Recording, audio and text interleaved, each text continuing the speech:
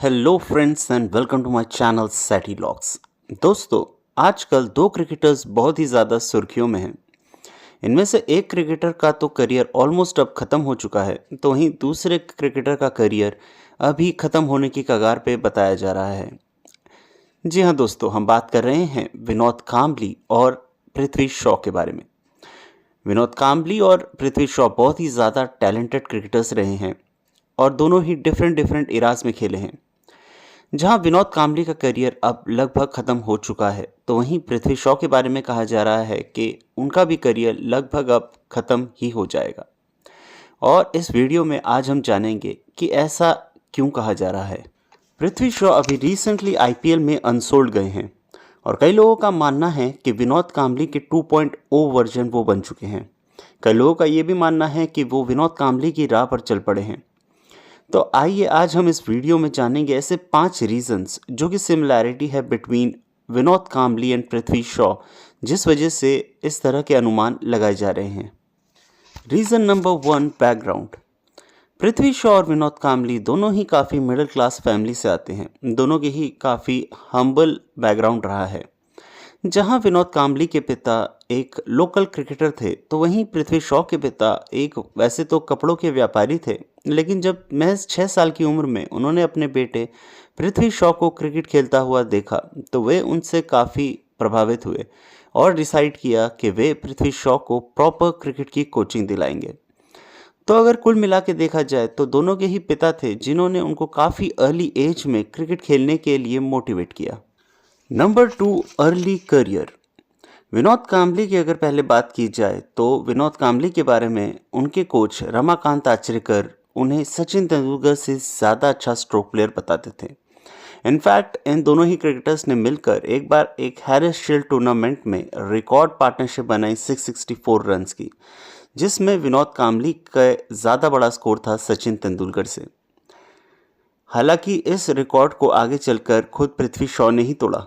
विनोद कांबली के अगर और अर्ली अचीवमेंट्स की बात करी जाए तो वो पहले ऐसे क्रिकेटर रहे जिन्होंने अपने डोमेस्टिक मैच में, यानी कि अपने पहले रणजी मैच में अपनी पहली बॉल पर ही छक्का मार के अपने क्रिकेटिंग करियर का आगाज़ किया।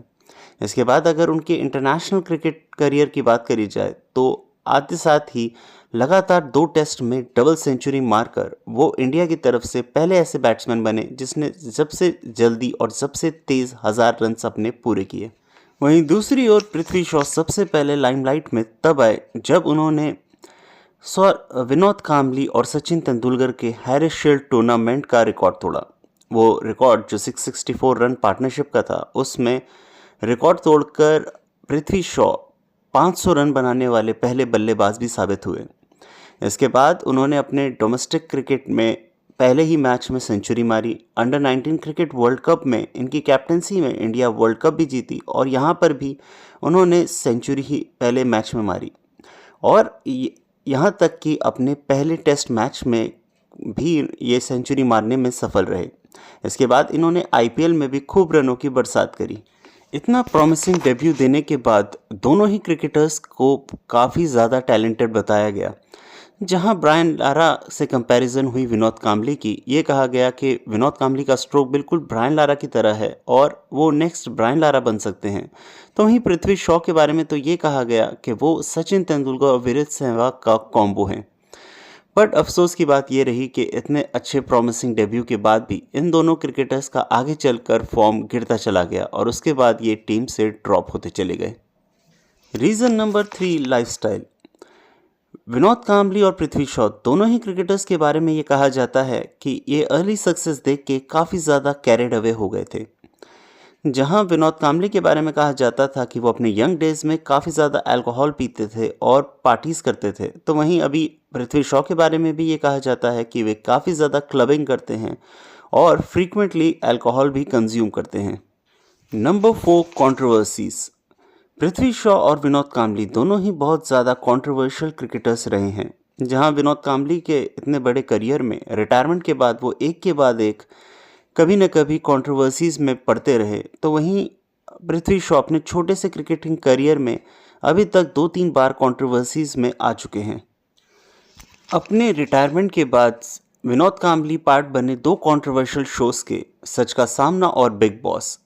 सच का सामना शो में तो विनोद कांबली ने इनडायरेक्टली सचिन तेंदुलकर और बीसीसीआई को क्रिटिसाइज किया, ये कहकर कि उनके करियर ग्रोथ पर उनकी हेल्प इन्होंने नहीं करी। इसके बाद विनोद कांबली एबीपी न्यूज़ से जुड़े एज अ क्रिकेट स्पेशलिस्ट। यहाँ पे एक शो में विनोद कांबली ने इतना बड़ा खुलासा किया जो किसी ने एक्सपेक्ट नहीं किया था। उनका ये कहना था कि उनका मानना है कि 1996 का वर्ल्ड कप जो इंडिया और श्रीलंका के बीच में हुआ था वो सेमीफाइनल मैच फिक्स था। इस वजह से काफ़ी सारे क्रिकेटर्स विनोद कांबली को बेवजह क्रिटिसाइज करने लगे।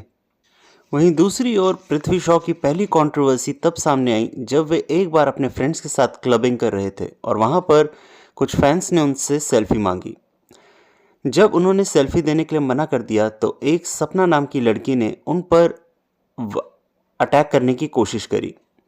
हालांकि पृथ्वी शॉ का ये कहना था कि सेल्फी ना देने पर उस लड़की ने उन पर अटैक किया, लेकिन उस लड़की का कहना था कि पृथ्वी शॉ काफ़ी ज़्यादा ड्रंक थे और उनके साथ उन्होंने हाथापाई पहले शुरू करी थी। हालांकि इस केस का कोई निष्कर्ष नहीं निकला, लेकिन at the end Prithvi Shaw एक बड़ी कंट्रोवर्सी का शिकार यहाँ पर ज़रूर बने। इसके बाद वो पीरियड आया जहाँ पर पृथ्वी शॉ को 8 महीने के लिए बैन कर दिया गया।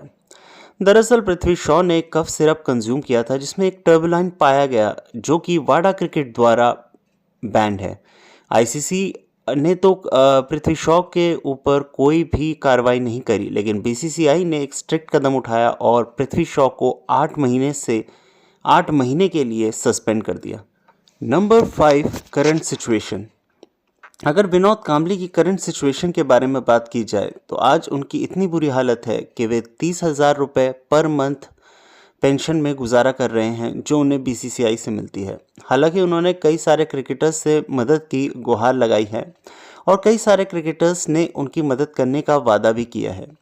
वहीं दूसरी ओर पृथ्वी शॉ आईपीएल में तो अनसोल्ड गए ही, साथ ही साथ सैयद मुश्ताक अली में अच्छा परफॉर्मेंस ना होने की वजह से विजय हजारे कप से भी उनको बाहर का रास्ता दिखा दिया गया है।